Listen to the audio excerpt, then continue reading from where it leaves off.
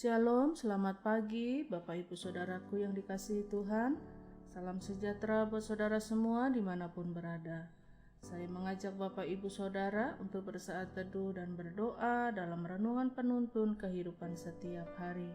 Kiranya damai sejahtera dan sukacita oleh Roh Kudus senantiasa melimpah dalam hati dan kehidupan kita semua. Tema penuntun kita hari ini adalah hidup sebagai orang Kristen. Ayat bacaan kita terdapat di dalam Injil Matius pasal yang keempat, ayat 1 sampai yang keempat berkata demikian. Maka Yesus dibawa oleh Roh ke padang gurun untuk dicobai iblis. Dan setelah berpuasa 40 hari dan 40 malam, akhirnya laparlah Yesus. Lalu datanglah si pencoba itu dan berkata kepadanya, "Jika engkau anak Allah, perintahkanlah supaya batu-batu ini menjadi roti." Tetapi Yesus menjawab, "Ada tertulis, manusia hidup bukan dari roti saja, tetapi dari setiap firman yang keluar dari mulut Allah." Bapak, Ibu, Saudaraku yang dikasihi Tuhan, kita tahu bahwa kekristenan dapat kita pandang dari dua sisi. Yang pertama, kekristenan sebagai agama, karena seseorang mempunyai agama yaitu Kristen. Dan yang kedua, kekristenan sebagai cara hidup, sebagai perbuatan keseharian kita, sehingga kita tidak hanya menyebut diri kita sebagai orang Kristen, tetapi kita hidup sebagai orang-orang Kristen. Ingat bahwa Yesus dibawa oleh Roh, dan Roh itu R-nya huruf besar, artinya Roh Kudus, Roh Allah, Roh Tuhan. Tetapi dia tidak dibawa ke padang rumput yang hijau, dia dibawa ke padang gurun, bukan untuk diberkati tetapi untuk dicobai oleh iblis. Nah, jadi Bapak Ibu Saudaraku yang dikasihi oleh Tuhan, dari ayat-ayat bacaan kita hari ini kita dapat belajar ada beberapa hal penting yang menjadi penuntun kita sebagai orang yang hidup di dalam Kristus atau sebagai pengikut Kristus.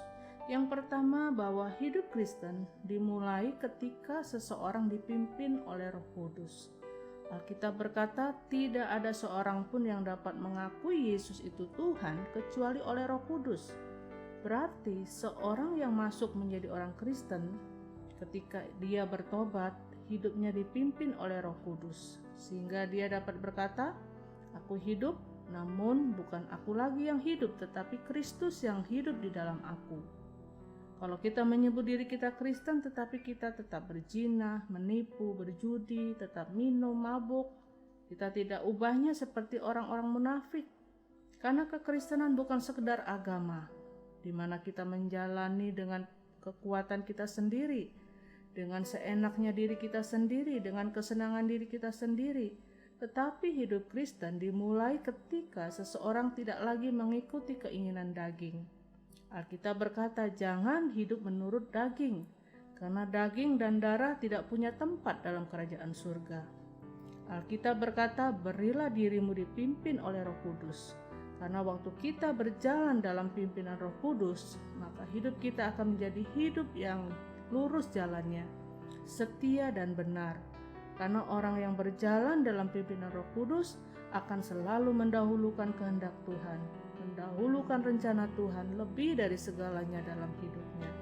Dan yang kedua, hidup Kristen harus berani mengalami pengalaman padang gurun. Hidup Kristen tidak selalu berada di padang rumput yang hijau serta mata air yang tenang. Betul, ada masanya seperti Daud berkata, "Tuhan adalah gembalaku, takkan kekurangan aku. Ia membaringkan aku di padang rumput yang hijau dan membawaku ke mata air yang tenang." Betul, ada masa-masa hidup Kristen kita akan mengalami peristiwa-peristiwa yang dahsyat dan luar biasa, mujizat, kesembuhan, berkat.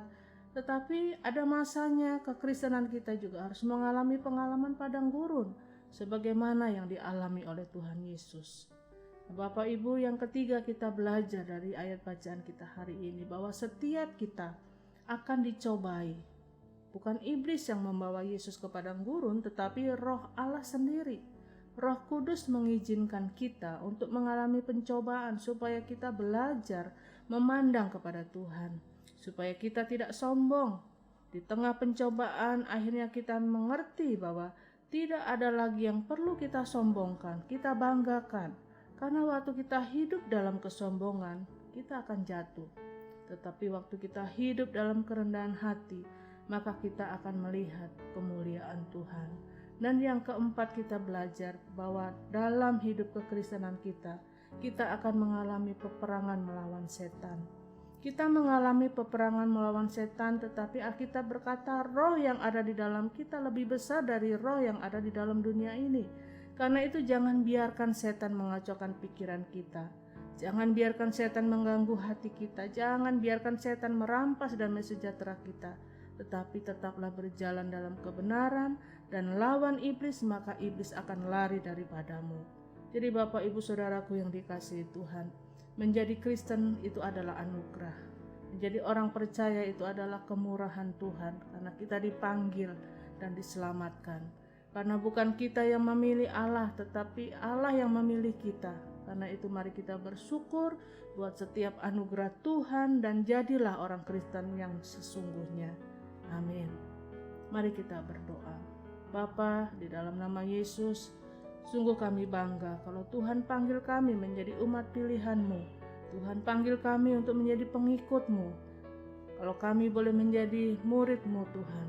Dan kami percaya Tuhan bahwa kalau Tuhan panggil kami, bukan hanya sekedar surga yang Tuhan sediakan buat kami, tetapi ada banyak pengalaman-pengalaman rohani yang Tuhan akan izinkan dalam hidup kami terjadi. Karena itu mampukan kami Tuhan setiap hari untuk kami terus berjalan seturut dengan kehendak-Mu, untuk kami terus melakukan apa yang menjadi rencana-Mu dalam hidup kami.